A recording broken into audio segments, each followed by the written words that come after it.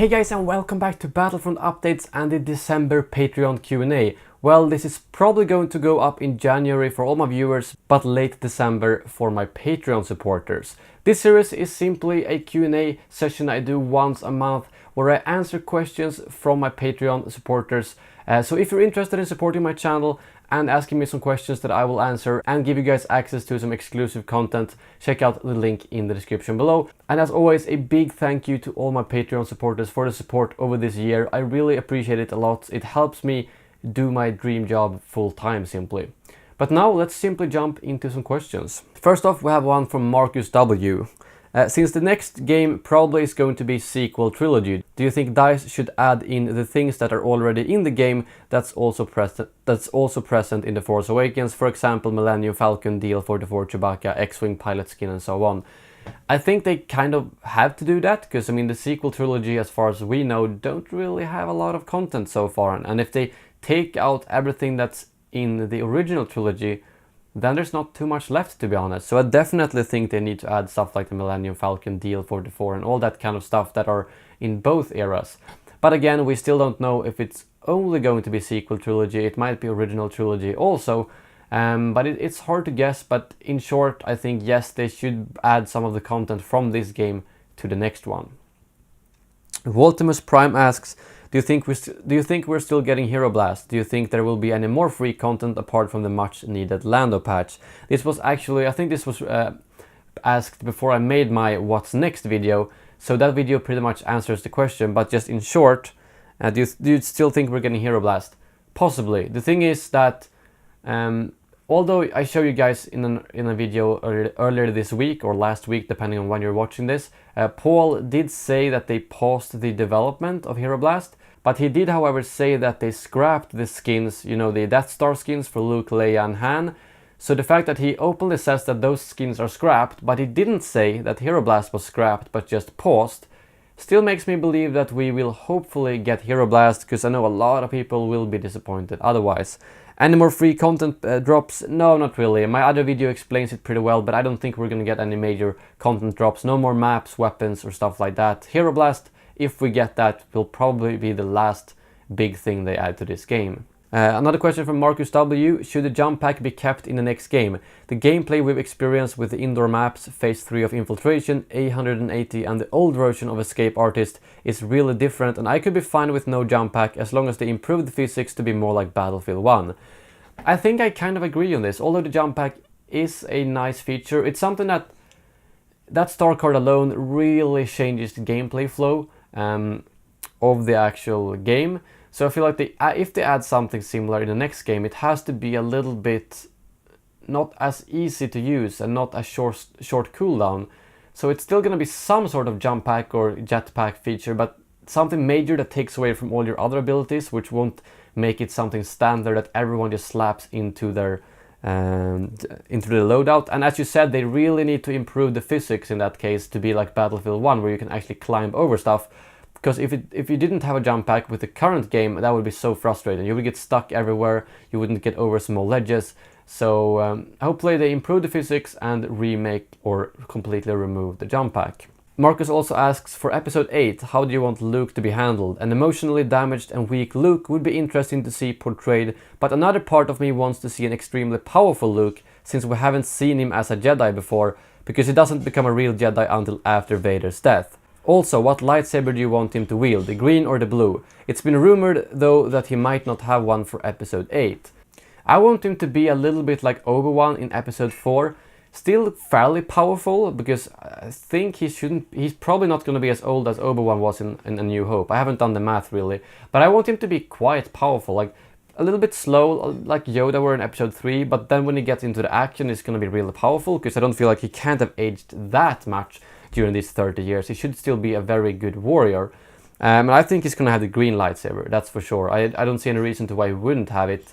At least that's what I hope for. So I guess that's my... I want to see him could just go badass. Like a bit like Vader in Rogue One. Well, spoiler if you haven't watched that. But just go ham and show how powerful he can really be. And that's something I hope we see Luke. I don't want him to just be an old man who can't even fight properly. And Marcus also asks about traits and what I think about possibly having them for flying in the next game. I'm not sure. I haven't really thought too much about it. I feel like traits might not work fantastically well. I don't feel like there's too much diversity you can actually have when flying. It might work. I don't see any reason to why it would be a problem though. It depends on how they implement the flying in the next game. I'm just hoping it's going to be a little bit more free and harder, so you can't just lock on and fire, but you actually have to aim yourself and things like that. So I guess simply I don't see any reason to why they wouldn't have it, but I'm not sure if it's 100% fit.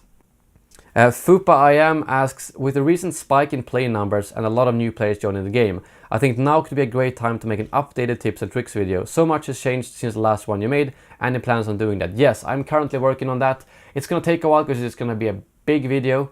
I have collected a massive list of tips and tricks. So I'm simply it's gonna be very similar to the last one I did back in January, I think. But it's gonna be, a lot of things have been switched out and a lot of things have been added depending on the DLC stuff that has been added. So hopefully that's gonna come out, I'm hoping at least 1 or 2 weeks maximum after the new year, because I wanna get it out as soon as possible, because there is, as you said, a lot of new people playing the game right now. Then we have a couple of questions from Jorge. He asks, which of the villains in the game would make the best Santa Claus? What one-liner could he give to children? I was just thinking about Dengar rushing into the house as Santa Claus with his hurricane strike and just going, "You're gonna take a dirt nap," and then he throws the presents and runs out of there or something like that. It's hard to say. I don't think anyone is a perfect fit for Santa, but I would see Dengar with his accent as Santa Claus. That would be pretty funny. Imagine DICE/EA were giving a big yet plausible new feature or fix to the game. What would you want it to be? I would say either Mos Eisley DLC, just one map, or Skirmish, adding all the modes, or at least the DLC stuff to Skirmish. Those are two things that they definitely could do. It wouldn't be, well, it would obviously be a lot of work, but it's not plausible, if you know what I mean. So I feel like that's something, if they decided to go, okay, we gotta give them one last good thing, let's put a couple of developers to work on this for a few months.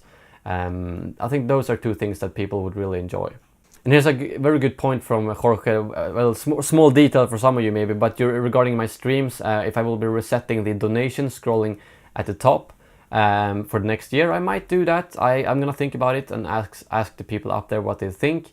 I'm planning when I move to my new apartment, get a proper setup with green screen and all that kind of stuff. I'm planning to make a little bit more professional looking overlays. And so that's gonna be like maybe late January, and at that point I might look into just making all of that look fresh, including the scrolling donation banner. But it's a very good point. Thank you very much, Jorge. I haven't even thought about that until now, actually. Jorge also asked if I'm looking for any way to make Patreons more rewarded, something like make their posts in the chat during live streams a little bit more prominent than the rest, so you had a higher chance of seeing them reading them.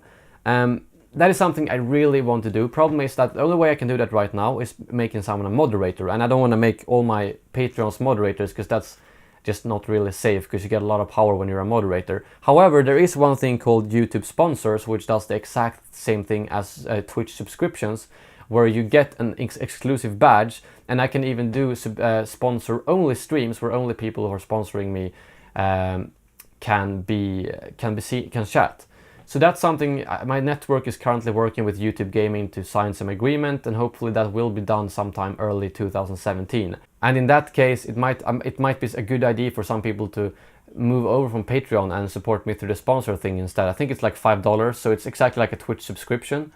But instead you get some actual features on YouTube where you get a badge that I can choose and stuff like that. So that's something I'm hoping to do, because I agree with you. I would like to see Patreons and supporters a bit more clearly in the stream, because as you've noticed, it's hard for me to keep track of the chat when there's a lot of people watching the stream. And then lastly, we have a question from Marcus. Do you have any cool episode 8 title suggestions? My favorite is probably Star Wars Knights of Ren.